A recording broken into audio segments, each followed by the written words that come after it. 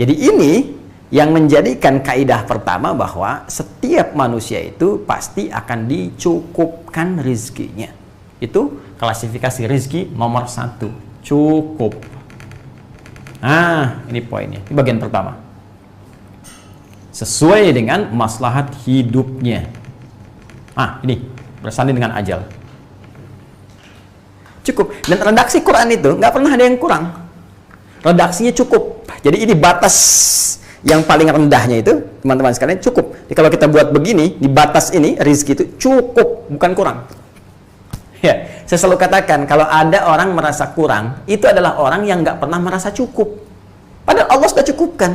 Kan yang mencipta itu tahu kadar hidup kita. Anda aja kalau buat sesuatu, kan Anda ukur. Ya, tadi sebelum saya kesini, anak saya sedang latihan tuh. Ya, di fisika dasar. Ya, jadi baterai disatukan, kemudian dikasih kabel sedikit, sambungkan ke bohlam, ya, bohlam kecil. Anda bayangkan, untuk bohlam kecil sekian watt, baterainya cukup yang kecil. Agak besaran lagi, tambah lagi, dayanya tambah lagi, voltasenya tambah lagi. Sehingga dengan itu apa? Bisa sesuai dengan kadar bohlamnya. Ya, sesuai dengan kadar bohlamnya, sesuai dengan kondisi baterainya, dayanya sesuai, voltasenya sesuai. Pun demikian dengan kita. Allah sudah cukupkan. Nggak pernah ada yang kurang, kecuali orang yang tidak pernah merasa cukup. Karena itu, kita buka dulu Quran surah ke-89. Yuk. Ayo, buka lagi mushafnya. Karena kita kajian Al-Quran ya. Al-Quran, Sunnah, Solution. Karena itu saya sarankan setiap kita mengaji, mushafnya buka. Ya. Yuk. Saya buat simpel dulu ya. Saya buat simpel dulu dari Qurannya dulu, hadisnya. Nanti setelah kita paham teorinya, kita baca keterangan para ulamanya. Jadi kita baca tafsir itu sudah mengerti dasarnya. Kalau nggak ngerti dasar-dasar ini, kadang-kadang suka bingung juga. Bertanya. Nah, terus kadang-kadang nanya sendiri, jawab sendiri, jadi salah sendiri. Ya. Nih, Quran surah ke-89, Al-Fajr, ayat ke-16. Wa amma idza mabtalahu faqadara alaihi rizqahu.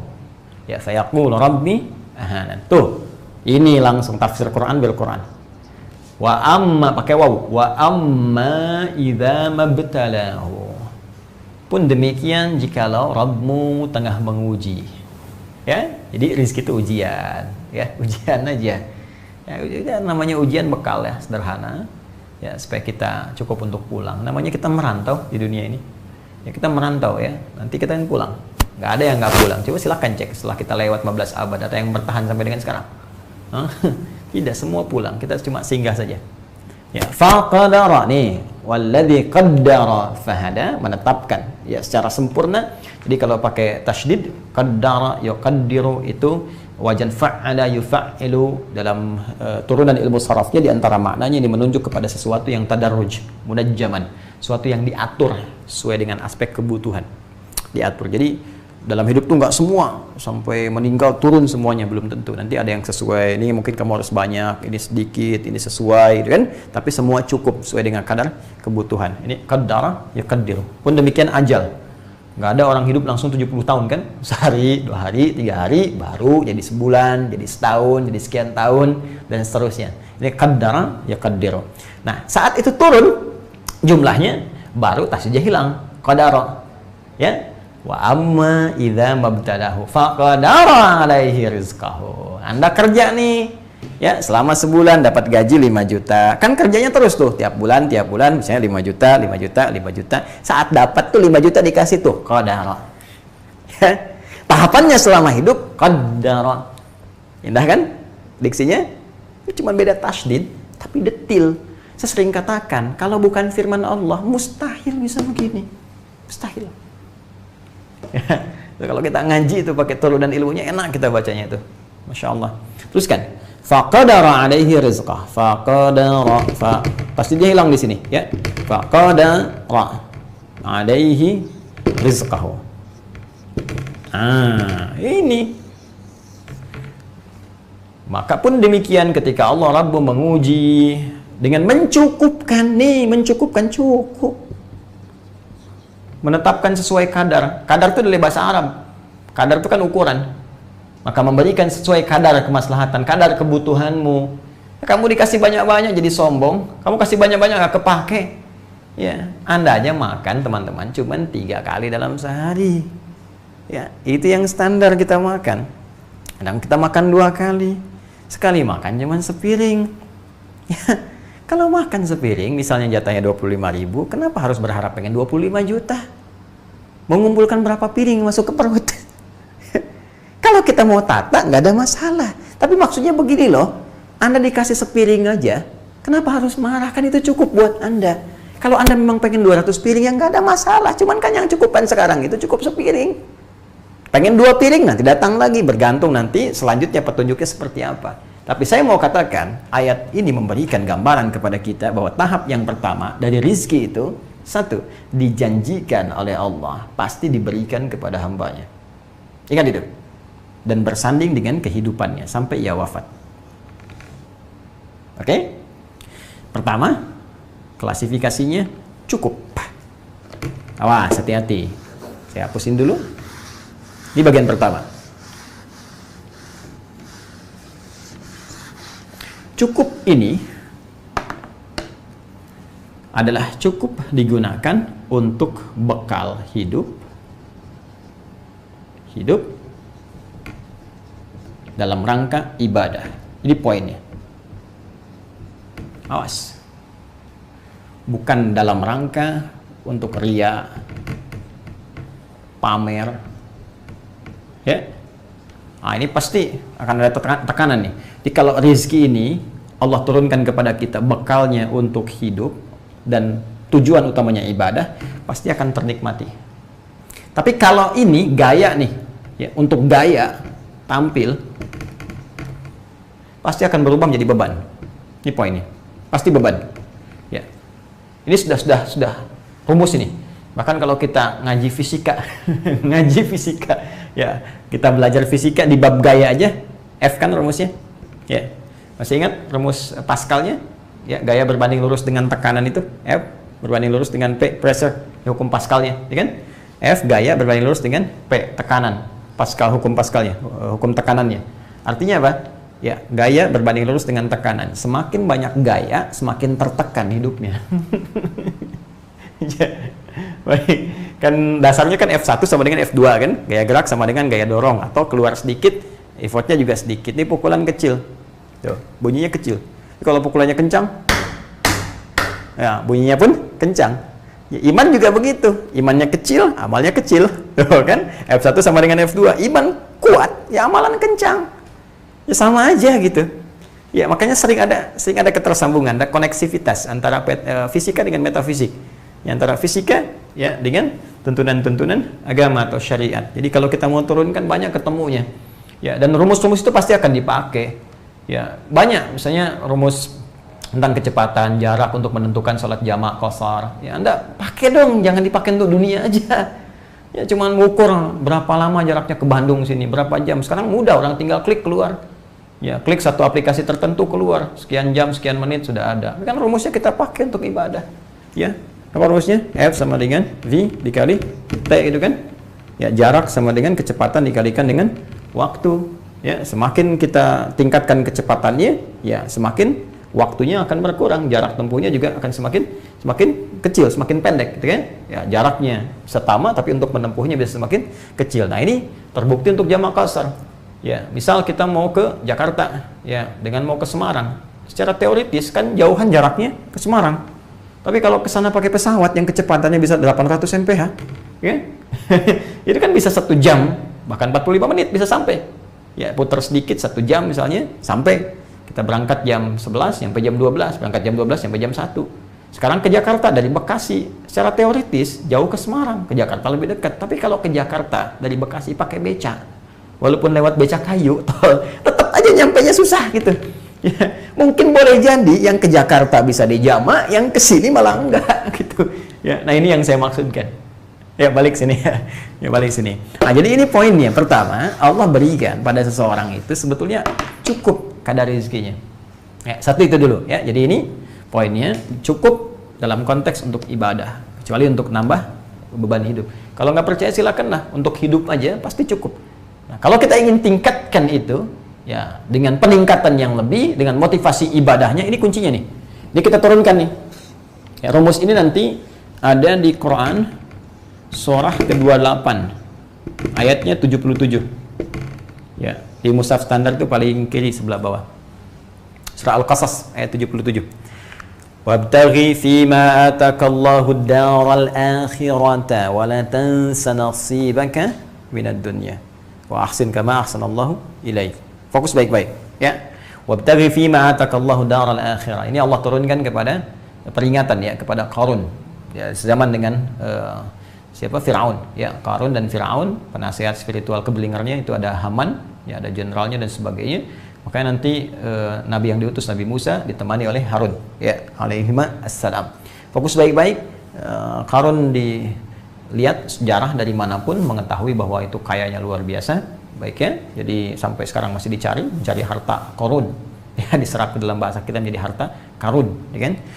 Lalu Allah ingatkan dan diabadikan dalam redaksi Al-Quran, disampaikan kepada Rasulullah SAW kisah ini, wabtaghi fima atakallahu daral akhirah.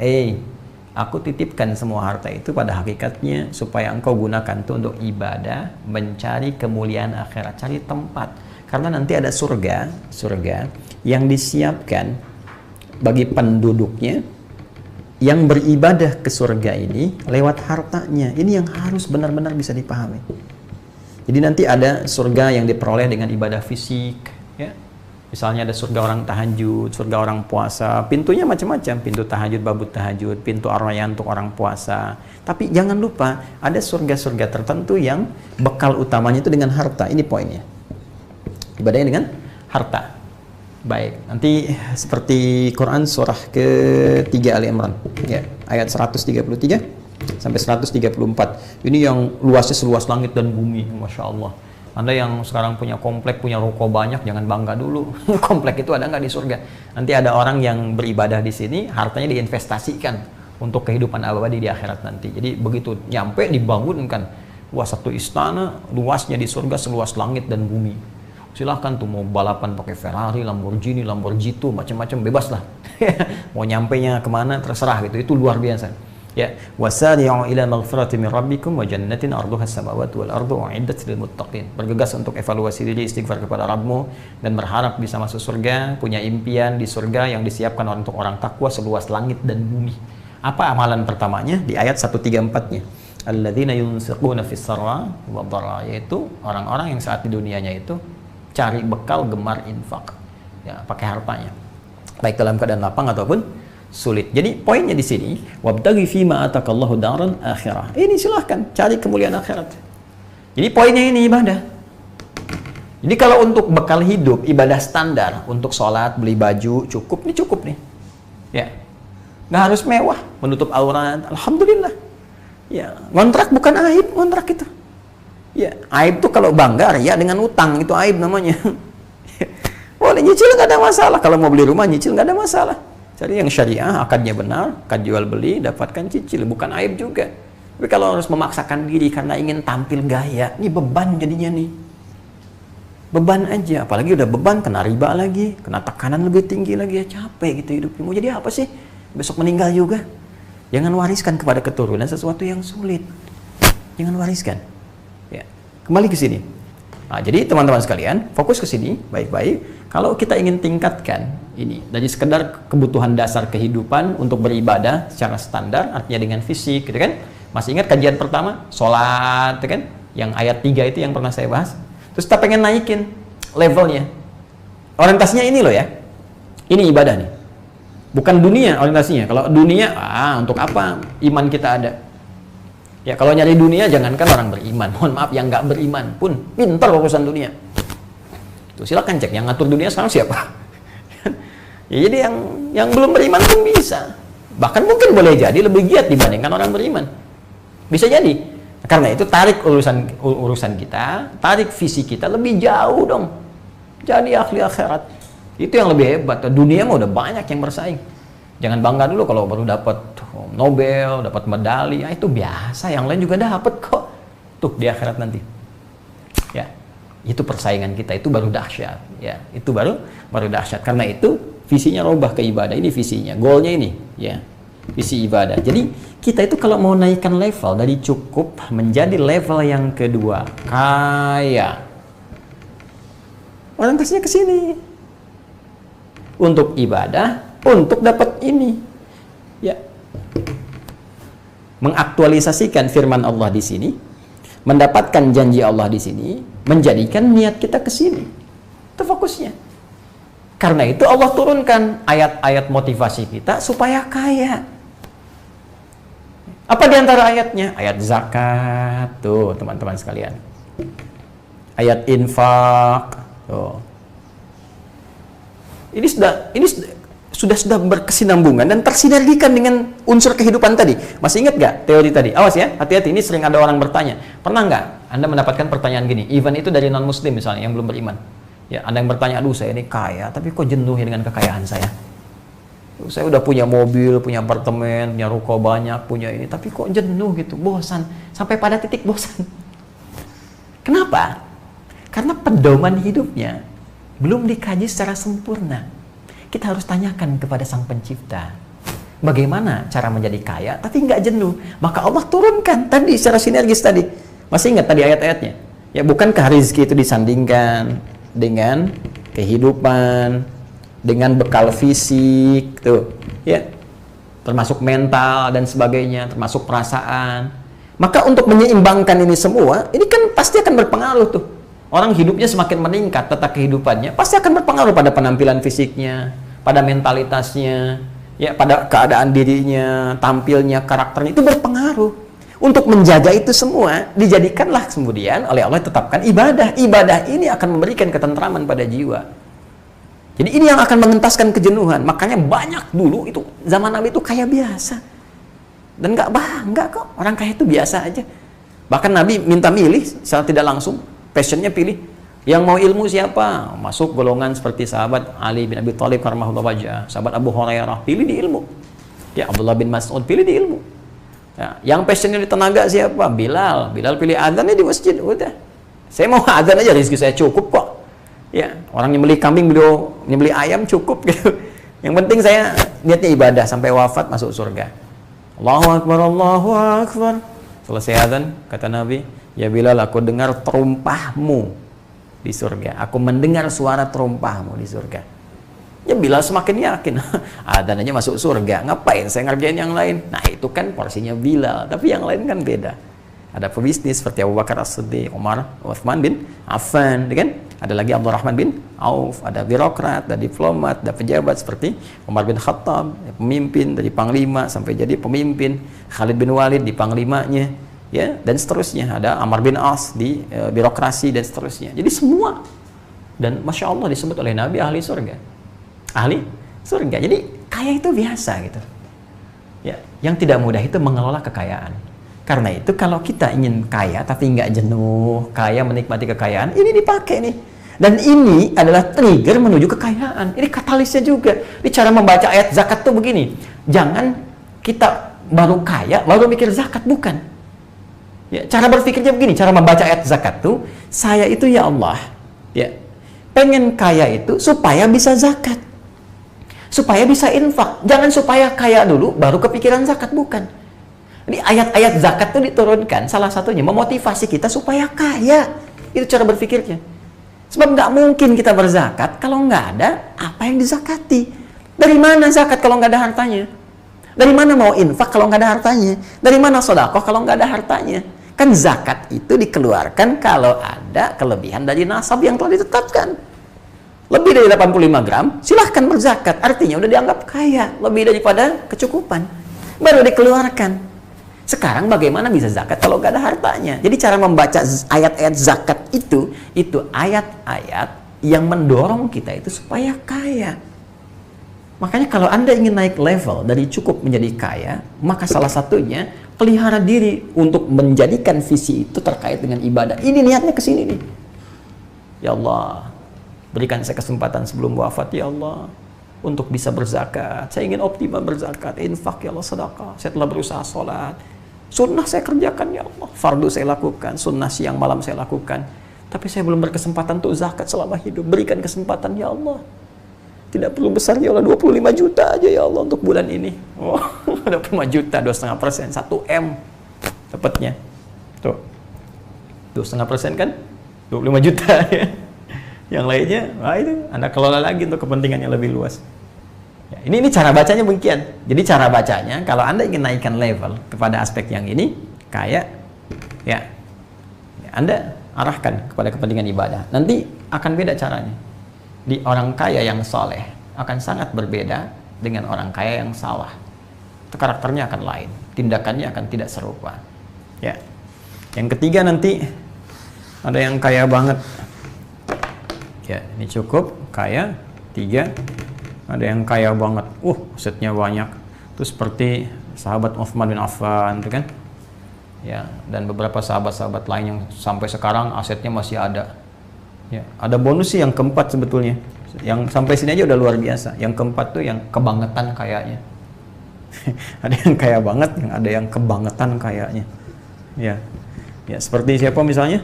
Abdurrahman bin Auf radhiyallahu taala anhu. Kapaknya terbuat dari emas, kapaknya terbuat dari emas. Anda bayangkan. Tapi ya disebut masuk surga juga oleh Rasulullah SAW. Ya, dalam satu riwayat yang sangat populer, walaupun sebagian masih memvalidasi, tapi itu sangat populer. Ya, dan itu luar biasa. Ini poinnya, teman-teman sekalian. Nah, sekarang saya mau katakan begini. Saya mau katakan zaman Nabi itu dan terus sahabat, tabiin, orang-orang soleh setelahnya, yang cukup ada, tapi ibadah rajin, dekat dengan Allah, rajin tahajud, rajin puasa. Mungkin itu biasa. Tapi yang luar biasa, yang kaya banyak. Banyak yang kaya. Tapi dengan kekayaannya bukan semakin jauh dari Allah, semakin dekat. Rajin puasa juga. Bahkan tahajud tak tinggal. Yang paling dahsyat nih, yang kaya banget dan kebangetan kayanya. Coba Anda cari kitabnya Al-Imam An-Nawawi Ad-Dimashqi, judul kitabnya At-Tibyan fi Adab Hamalatil Quran. Ya, Imam An-Nawawi punya kitab At-Tibyan. Anda boleh googling aja deh kalau ya waktunya sulit sekarang, di googling At-Tibyan An-Nawawi misalnya. Ya, Imam An-Nawawi Ad-Dimashqi. Baca, ini bagus sekali kitab ini untuk adab belajar etika akhlak, terutama bagi para ahli Al-Qur'an untuk belajar. Ya, baik sebagai murid, nanti jadi guru bagaimana, ada bagus sekali kitab ini. Yang mau saya katakan begini, nanti dalam salah satu bab pembahasan di sini nanti disinggunglah bagaimana orang-orang ahli Quran menghidupkan ibadah malamnya, dan diantara mereka itu adalah orang-orang yang kebangetan kayanya. Ya, saya baca ada disebutkan sahabat Utsman bin Affan radhiyallahu taala anhu, Abdurrahman bin Auf, dan Tamim Ad-Dari itu bisa tahajud tiap malam. Bahkan di riwayat disebutkan sampai khatam Al-Quran tiap malam, tahajud tiap malam. Tuh, Utsman berapa banyak sih perusahaannya, asetnya? Ya, bahkan sampai jadi pemimpin kemudian. Abdurrahman bin Auf itu merantau kemana-mana, niaganya luar biasa. Tapi nggak putus sholat malam, hubungan dengan Allahnya sangat luar biasa. Terus Anda seberat apa sih timbangan kekayaan Anda bila dibandingkan dengan orang-orang terdahulu ini? Saya nggak yakin, sampai sekukunya pun belum yakin saya. Orang kaya terkaya sekarang misalnya, ya saya nggak sebut nama ya, si Fulan misalnya, ya BG misalnya yang dari Amerika, ya, atau JB misalnya, milik salah satu grup terbesar ya di online misalnya, ya hartanya bisa sampai 1.500 triliun dan sebagainya. Saya kira nggak sebanding lah dengan orang-orang dahulu yang sampai sekarang asetnya masih ada, ya, dan luar biasa ukiran ceritanya, kisahnya. Sebagian kecil hartanya aja Abdurrahman bin Auf ini, sebagai informasi, itu bisa membuat Madinah heboh. Sebagian kecil, ketika tiba-tiba Masya Allah beliau ada kafilahnya datang, heboh, orang sampai keluar rame melihat apa itu. Ya, tiba-tiba Sayyidah Aisyah keluar mengatakan, ini riwayat yang perlu divalidasi tapi sangat populer sekali. Ya, aku mendengar Rasulullah SAW pernah menyampaikan bahwa Abdurrahman bin Auf masuk surga dengan merangkak. Ya, ini bukan waktu merangkak begini ya. Ya, ini ingin menyampaikan bahwa hisab karena harta banyak dan sebagainya. Jadi orang kan kalau merangkak lambat gitu kan, selambat-lambatnya sahabat. Jangan bandingkan dengan kita, jauh juga dengan kita. Tapi dibanding Utsman, misalnya dibanding Abu Bakar, dibanding Omar, ini duluan mereka. Maka apa yang dikatakan oleh beliau sampai nanti menjadi 10 al-ashrul basyarina bil jannah, termasuk di dalamnya Abdurrahman bin Auf. Apa yang dilakukan? Beliau langsung kemudian mengamalkan apa yang diisyaratkan dalam Al-Quran. Semua itu aku sedekahkan untuk seluruh ahli Madinah. Anda bayangkan, 600 unta yang isinya penuh dengan emas, penuh dengan berlian, penuh dengan segala hal dan sebagainya, langsung disedekahkan.